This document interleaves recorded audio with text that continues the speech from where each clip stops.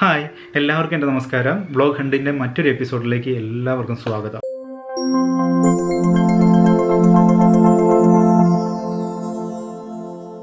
അപ്പോൾ നമ്മുടെ കഴിഞ്ഞ ബ്ലോഗ് നിങ്ങൾക്ക് എല്ലാവർക്കും ഇഷ്ടപ്പെട്ടു എന്ന് ഞാൻ വിശ്വസിക്കുന്നു. അത് കാണാത്തവരുണ്ടെങ്കിൽ അവർക്ക് വേണ്ടിയിട്ട് ഞാൻ അതിൻ്റെ ലിങ്ക് ഇവിടെ ഐ ബട്ടണിൽ കൊടുക്കുന്നുണ്ട്.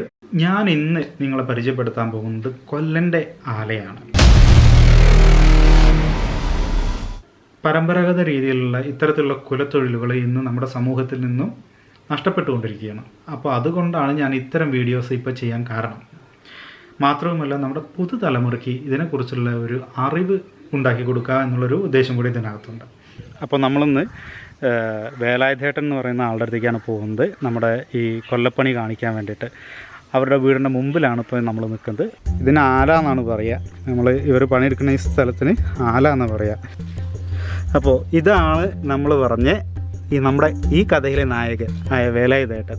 ഇവിടെ ആൾറെഡി 2 പേര് ഇത് ഇവിടുന്ന് ഉളി കാച്ചാനൊക്കെ വന്നിട്ടുണ്ടായിരുന്നു. 2 പേര് എന്നല്ല, അതിൻ്റെ സുഹൃത്തുക്കൾ തന്നെയാണ്. അവരെയും കൂടെ കാണിക്കുന്നത്. അപ്പോൾ നിങ്ങൾ എത്ര കാലമായി ഇത് തുടങ്ങിയിട്ട്? ഞാൻ കൊല്ലപ്പണി തുടങ്ങിയിട്ട് 40 കൊല്ലമൊക്കെ ആയിട്ടുണ്ടാവും. 40 കൊല്ലമായി അല്ലേ? അപ്പോൾ ഇന്ന് ഈ പരിപാടികൾ വളരെ കുറവല്ലേ? ആരും ചെയ്യുന്നില്ലല്ലോ. പണികളൊക്കെ നിർത്തിപ്പോയി. സാധനം ഒന്നും കിട്ടാല്ല, കരി കിട്ടാല്ല. ഇതിനൊക്കെ മെഷീനല്ല കമ്പനി ഇറങ്ങണേ. കമ്പനി ഇറങ്ങിയില്ലേ, പൈസക്കും ലാഭമായിരിക്കും അല്ലേ? കമ്പനിയിൽ ഉണ്ടാക്കിയ കത്തിക്കൊക്കെ വില കുറയോ അതോ കൂടുമോ? എങ്ങനെയാ? കമ്പനി ഇറക്കുമ്പോൾ സാധനത്തിനൊക്കെ വില കുറച്ച് കിട്ടും. പിന്നെ JCB, ഇറ്റാച്ചൊക്കെ അങ്ങനത്തെ കമ്പനി സാധനമൊക്കെ ഇറങ്ങിയപ്പോഴേ സാധനങ്ങളൊന്നും കാച്ചേണ്ട ആവശ്യമില്ലല്ലോ. വിക്കാസ്, കൈക്കോട്ട് അങ്ങനെയൊക്കെ പണിക്കാരുടെ തൊഴിലും കുറയാണ്. പഴയ കാലത്ത് ആൾക്കാർ പണിയെടുക്കുമ്പോൾ നമുക്ക് വിക്കാസും കൈക്കോട്ടൊക്കെ ഇഷ്ടം പോലെ ഉണ്ടാവും, കോണ്ടക്ടർമാരുടെ. അപ്പോൾ നിങ്ങളിവിടെ മെയിനായിട്ട് എന്തൊക്കെയാണ് ചെയ്യല്? എന്തൊക്കെ വരുന്ന പണികളൊക്കെ എന്തെങ്കിലും ചില്ലറ പണി എടുക്കുക, കത്തികളൊക്കെ നന്നാക്കി കൊടുക്കുക, പഴയ സാധനം നന്നാക്കി കൊടുക്കുക. പുതിയതൊന്നും ഉണ്ടാക്കണില്ല. അത് ഇപ്പൊ ഉണ്ടാക്കാൻ ആരും വരാറില്ല. ഉണ്ടാക്കാൻ കഴിയൂല. ഇപ്പൊ സാധനം കിട്ടാല്ല, കാര്യമില്ല. പിന്നെ വലിയ അമരെടുത്ത് മാടാൻ കഴിയില്ല.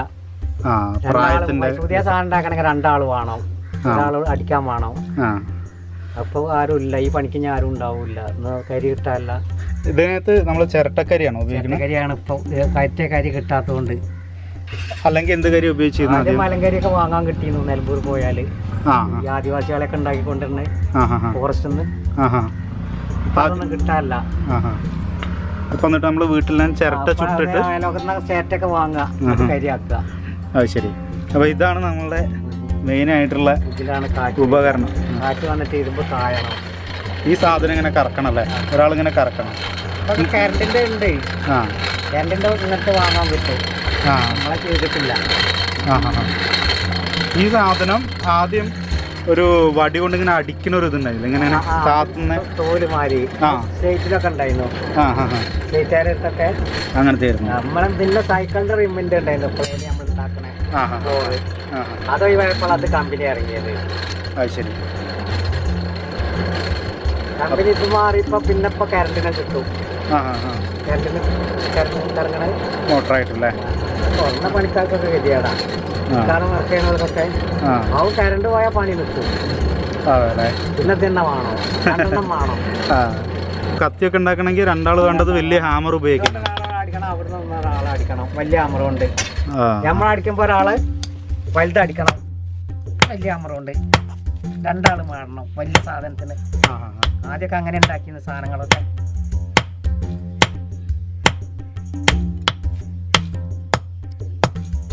ഇതിപ്പോ ഒരു കമ്പി, സാധാരണ നമ്മൾ വാർപ്പിന് ഉപയോഗിക്കുന്ന ഒരു കമ്പിയാണ്. കാണാൻ വേണ്ടി ഓലോക്ക് എന്നാണ് ഈ സാധനത്തിന് പറയാ. ആണല്ലേ? ഇതിനകത്തിട്ടിട്ട് ആദ്യം ആ കമ്പിനെ ചൂടാക്കി പഴുപ്പിച്ചെടുക്കും. പഴുപ്പിച്ചിട്ടാണ് അതിനെ അടിച്ച് ഇതുപോലെ പരത്തിയെടുക്കണം.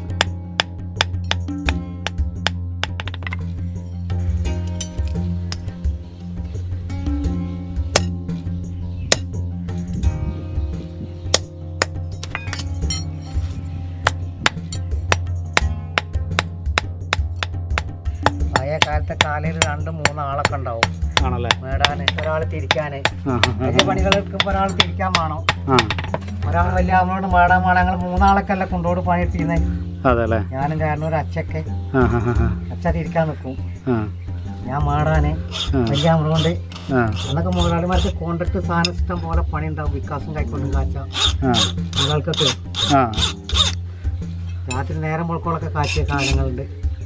അപ്പൊ അത്രയും തിരക്കുണ്ടായിരുന്ന ഒരു ജോലിയാണ്. ആ ജോലിയാണ്. അത്രയും കാണുന്നൊക്കെ അത്രയും പണിയാണ്. അന്ന് മെഷീനറികളൊന്നും ഇല്ല, JCB ഒന്നും ഇല്ലല്ലോ. ആ കാലത്തൊക്കെ നമ്മൾ സാധനങ്ങളൊക്കെ കാച്ചുന്ന ആൾക്കാർ പണിയെടുക്കണം. പിന്നെ ഈ പണിക്ക് ഇനി ചെറുപ്പക്കാരൊന്നും വരൂല്ല. ആരും ഈ പണി ഈ ചൂടത്തൊന്നും നിൽക്കാൻ വരൂല. പണിയെടുത്ത് ഇതിന്റെ ചൂടാണ് മറ്റൊരു പ്രശ്നം അല്ലേ. ചൂട് ഏത് വേനത്തിൽ തീയിൻ്റെ അടുത്ത് നിൽക്കണം. പിന്നെ ഈ പണിക്കൊന്നും ഇപ്പൊ കല്യാണം കഴിക്കാൻ കുട്ടികളെ കിട്ടൂലല്ലോ. അതെ, കല്യാണ മാർക്കറ്റിലും ഈ തൊഴിലിന് കല്യാണം കുട്ടികളെ കിട്ടൂല. കർഷകപ്പണിക്കാരെ കിട്ടിയില്ല, അവപ്പ് കിട്ടാതെ വരിക. ജോലി വേണം.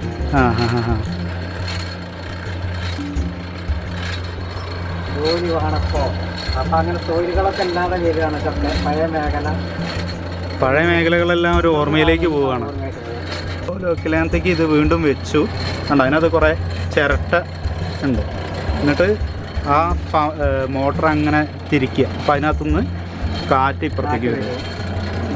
ആ കാറ്റ് കൊണ്ട് ഈ ചിരട്ട കത്തുകയാണ്. ചിരട്ടക്കരി ഇതുപോലെ കത്തി ഇതിൽ ആ കമ്പി പഴുത്ത് വരണം. ഇത് ഇവർ പറഞ്ഞ പോലെ നല്ല ചൂടാണ് കേട്ടോ. അപ്പോൾ ഞാനിവിടെ നിന്ന് കുറച്ച് ദൂരത്ത് നിന്നിട്ടാണ് ഞാൻ വീഡിയോ എടുക്കണം. എനിക്ക് തന്നെ ഇത് നല്ല ചൂട് വരുന്നുണ്ട്. അപ്പോൾ ഒരു നല്ല ചൂടുള്ള കാലങ്ങളിലൊക്കെ ഇത് പണിയെടുക്കുക എന്ന് പറയുന്നത് ഭയങ്കര ബുദ്ധിമുട്ടുള്ള കാര്യം തന്നെയാണ്. ആൾക്കാർക്ക് ഇരിക്കാൻ കഴിയില്ല. ചെറുപ്പത്തിൽ പരിചയം വേണം. പിന്നെ ചേട്ടക്കരി തന്നെ ഭയങ്കര ചൂടാണ്. ഏറ്റവും ചൂടുള്ള സാധനം വളക്കാട്ടോ.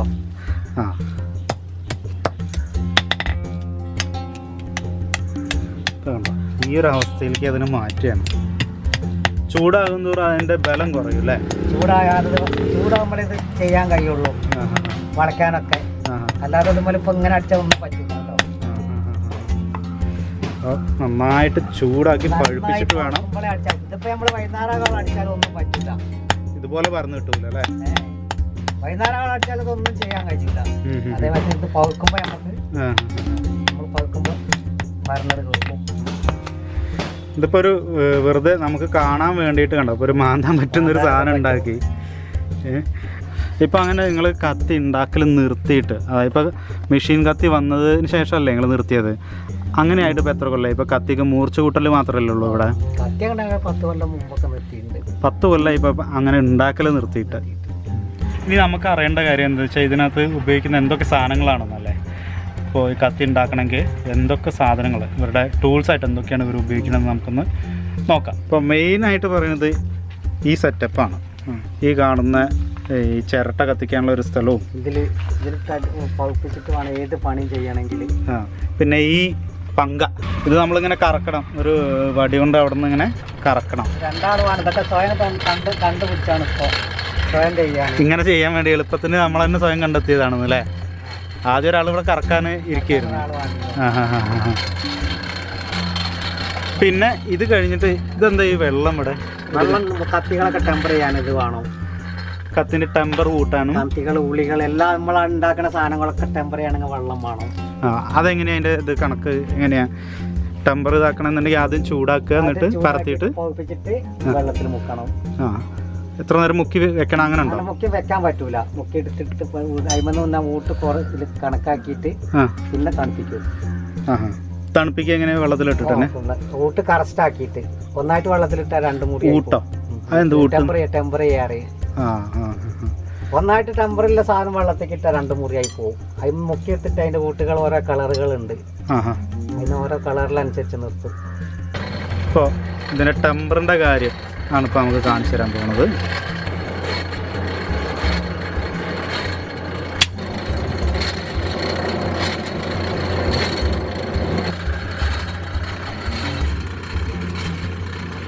ഓക്കെ, ടെമ്പർ ചെയ്യാൻ പോവുകയാണ് ഇപ്പോൾ അല്ലേ? ഓക്കെ, ഇതാണ് ടെമ്പർ. ഇത് കണ്ട ഫസ്റ്റിൽ മുക്കുമ്പോൾ വെള്ള കളർ വരും. വെള്ള കളറ് ഇത് കണ്ട വെള്ള കളർ.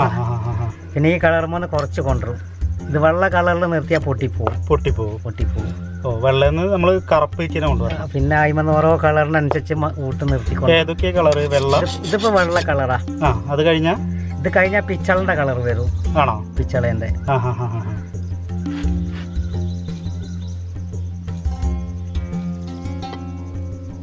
ഇപ്പൊ പിച്ചളേന്റെ കളറാ കണ്ടോ. പിച്ചള കഴിഞ്ഞാൽ പിന്നെ കറുപ്പ് കളറ് മഷീന്റെ നിറമൊക്കെ വരും. ശരി. മഷി ഉണ്ടല്ലോ, മഷീന്റെ നിറം വരും, പിന്നെ കറുപ്പ് വരും. ഓരോ ടെമ്പറിന്റെ റേഞ്ചാണ്. വെള്ള കളറിൽ നിർത്താൻ പറ്റൂല. ചിലത് വെള്ള കളറിൽ നിർത്താൻ ടെമ്പർ കുറഞ്ഞത്. ഇപ്പൊ കണ്ടോ കറുപ്പ് നിറം വരിക കണ്ടില്ലേ, കറുപ്പ് നിറം വരുന്നു. എന്നിട്ട് അത് കഴിഞ്ഞിട്ട് ലാസ്റ്റ് മൊത്തത്തിൽ തണുപ്പിക്കും. ഇപ്പൊ ടെമ്പർ ഉറപ്പിച്ച് കഴിഞ്ഞാൽ ഈ കറുപ്പ് നിറ അതിൻ്റെതായ ടെമ്പർ കുറയ്ക്കണമെങ്കിൽ ഇതിൽ മുക്കണം, തീയിലാക്കുക. ടെമ്പർ കുറയണമെങ്കിൽ കുറച്ചിട്ട് പിന്നെ ഇപ്പൊ കറുപ്പ് നിറായി. ഇതിന്റെ ടെമ്പർ ഇങ്ങനെയാണ്, നിർത്തും. ആ വെള്ള കളറിൽ നിർത്തിയാൽ പൊട്ടിപ്പോവും, മുറിഞ്ഞു പോവും.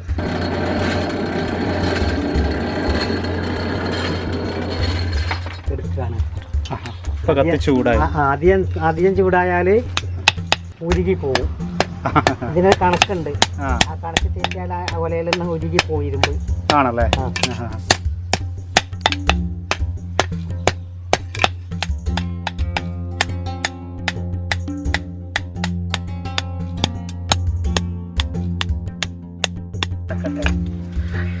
അപ്പൊ ഒരു കത്തി നമുക്ക് വേണ്ടിട്ട് റെഡിയാക്കി ചെയ്യുന്നതാണ്. കുറെ പണിയുണ്ട്, ഇപ്പൊ തീരൂല. ആണല്ലേ.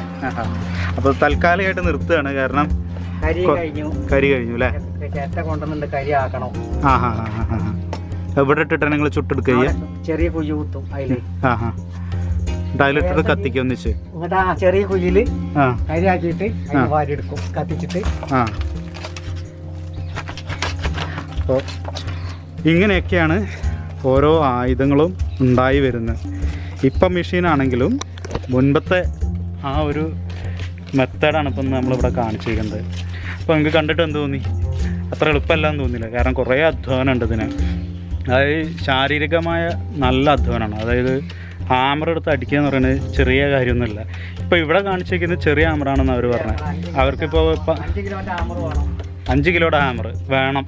രണ്ടാൾ കൂടി അടിക്കുമ്പോൾ വലിയ ഹാമർ കൊണ്ട് ഒരാളടിക്കും, ചെറിയ കൊണ്ട് ഒരാളും, അങ്ങനെയാണ് ഉണ്ടാക്കുക. 5 കിലോന്റെ വലിയ ഒരാൾ നിന്നടിക്കും, ഇവിടെ നിന്നടിക്കും. ചെറിയ ഒരാൾ പിടിക്കുമ്പോൾ പൊള്ളിലിട്ട് പിടിക്കുമ്പോൾ ഒരാൾ നിന്നടിക്കും. അപ്പോൾ നല്ല ആരോഗ്യം വേണം ഇത് ചെയ്യണമെങ്കിൽ.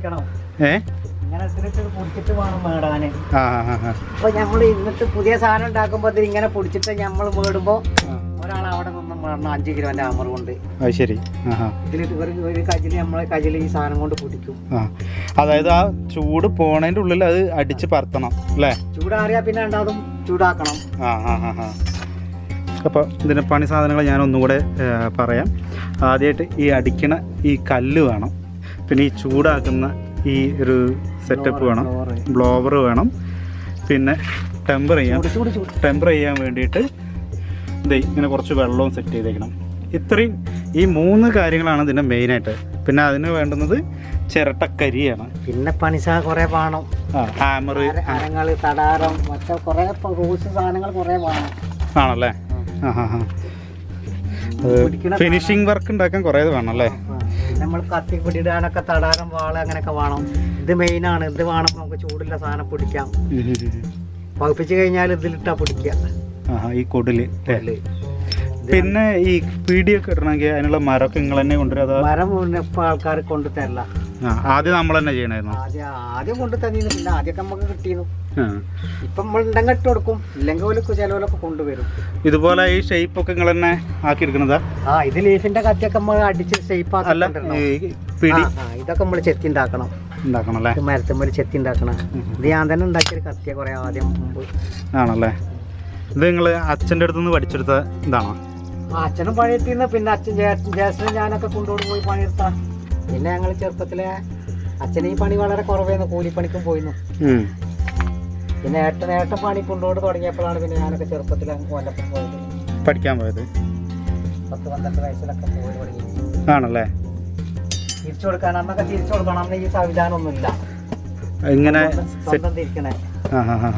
പിന്നെ സൈക്കിളിന്റെ റിമ്മിന് പിന്നെ വടിയിട്ട് തിരിക്കൽ തുടങ്ങി. തോണപ്പണി ഉണ്ടാകുമ്പോൾ 2 ആൾ വേണം. അപ്പോൾ ഇതിൻ്റെ പരിപാടികളെല്ലാം നിങ്ങൾ കണ്ടു അല്ലേ? അപ്പോൾ നമുക്ക് വേണ്ടിയിട്ട് ഇന്ന് ഇങ്ങനെ ഒരു കാര്യം നമുക്ക് കാണിച്ചു തന്ന വേലാതേട്ടനൊരു വലിയ നന്ദി പറയുന്നു. വളരെ നന്ദി വേലാതേട്ടാ. അപ്പോൾ നമുക്ക് ഇനി വീണ്ടും കാണാം. അത് കുഴപ്പമില്ല, കരിയല്ലേ. അപ്പോൾ നമുക്ക് അടുത്ത വ്ളോഗ് കാണുന്നവരേക്കും ബൈ ബൈ.